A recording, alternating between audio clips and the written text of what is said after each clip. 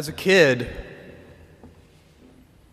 I spent my summers with my grandparents on their ranch in Texas. I helped fix windmills, vaccinate cattle, and do other chores.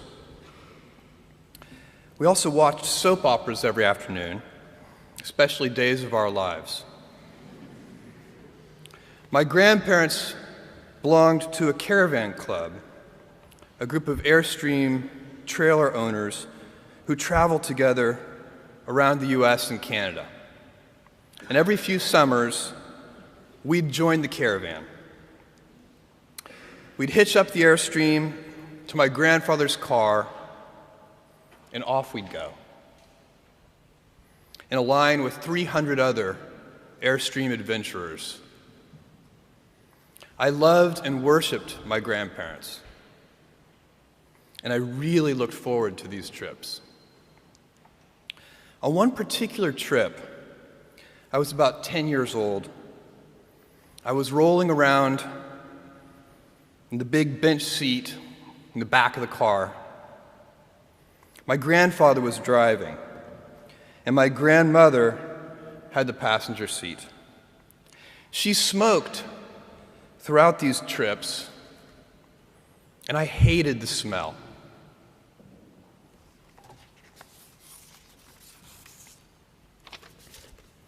At that age, I'd take any excuse to make estimates and do minor arithmetic. I'd calculate our gas mileage, figure out useless statistics on things like grocery spending. I'd been hearing an ad campaign about smoking. I can't remember the details, but basically the ad said, every puff of a cigarette takes some number of minutes off of your life. I think it might have been 2 minutes per puff. At any rate, I decided to do the math for my grandmother. I estimated the number of cigarettes per day, estimated the number of puffs per cigarette, and so on. When I was satisfied that I'd come up with a reasonable number, I poked my head into the front of the car, tapped my grandmother on the shoulder, and proudly proclaimed, "At 2 minutes per puff, you've taken 9 years off of your life." I have a very vivid memory of what happened next, and it was not what I had expected.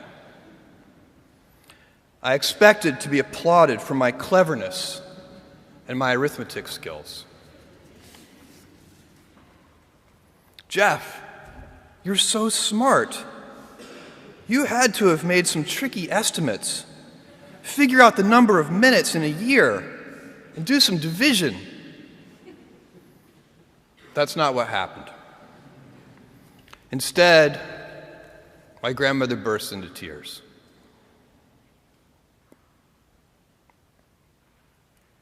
I sat in the back seat, didn't know what to do, while my grandmother was crying. My grandfather, who'd been driving in silence, pulled over onto the shoulder of the highway. He got out of the car and came around and opened my door and waited for me to follow. Was I in trouble? My grandfather was a highly intelligent, quiet man. He had never said a harsh word to me, and maybe this was to be the first time. Or maybe he would ask that I get back in the car and apologize to my grandmother. I had no experience in this realm with my grandparents, and no way to gauge what the consequences might be. We stopped beside the trailer. My grandfather looked at me, and after a bit of silence, he gently and calmly said, "Jeff, one day you'll understand that it's harder to be kind than clever."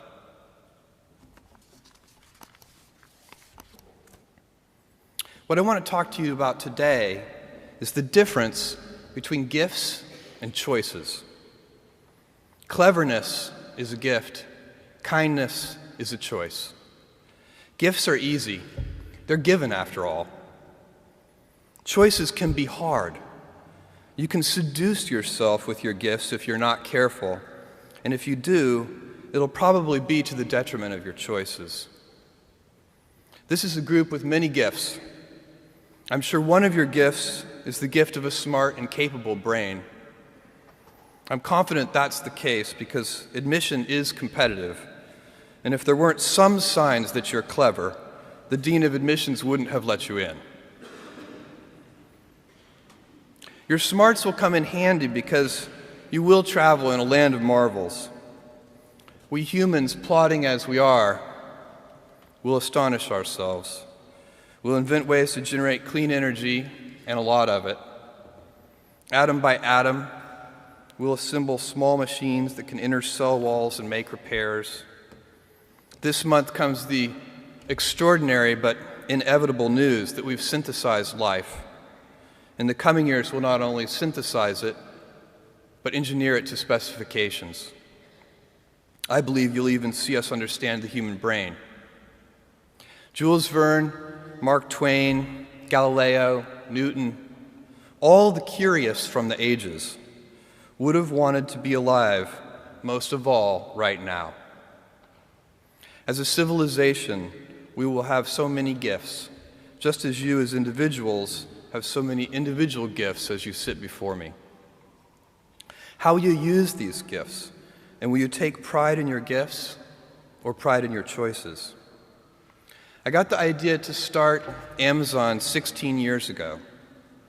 I came across the fact that web usage was growing at 2,300% per year, and I'd never seen or heard of anything that grew that fast. And the idea of building an online bookstore with millions of titles, something that simply couldn't exist in the physical world, was very exciting to me. I just turned 30 years old, and I'd been married for a year. I told my wife, Mackenzie, that I wanted to quit my job and go do this crazy thing that probably wouldn't work, since most startups don't, and I wasn't sure what would happen after that. Mackenzie, also a Princeton grad and sitting here in the second row, told me I should go for it. As a young boy, I'd been a garage inventor. I'd invented an automatic gate closer out of cement-filled tires, a solar cooker that didn't work very well out of an umbrella and aluminum foil, baking pan alarms to entrap my siblings. I'd always wanted to be an inventor, and she wanted me to follow my passion. I was working at a financial firm in New York City with a bunch of very smart people, and I had a brilliant boss I much admired. I went to my boss and told him I was going to start a company selling books on the internet.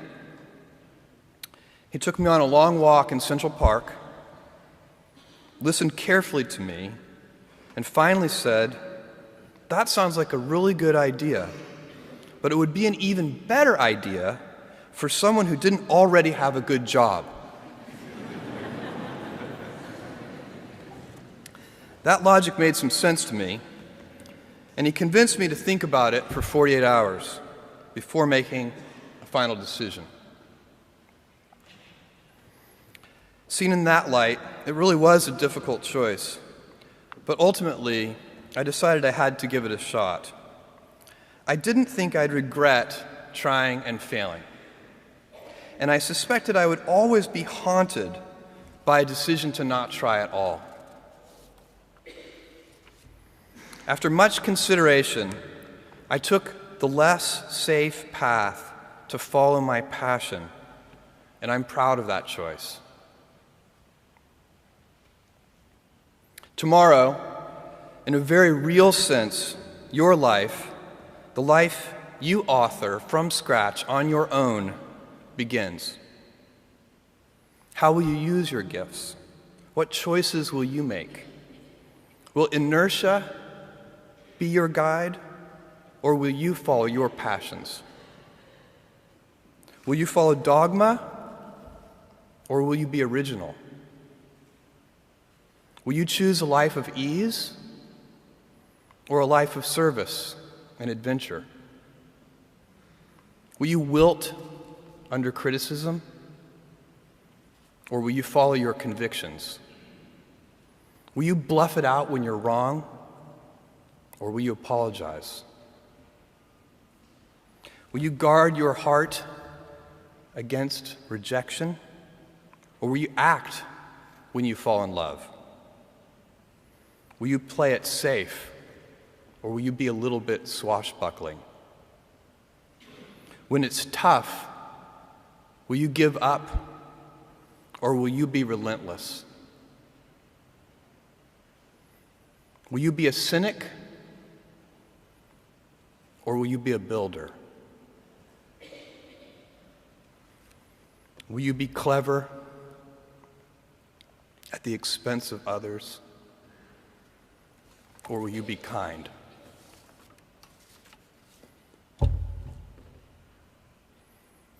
I will hazard a prediction. When you are 80 years old, and in a quiet moment of reflection, narrating for only yourself the most personal version of your life story,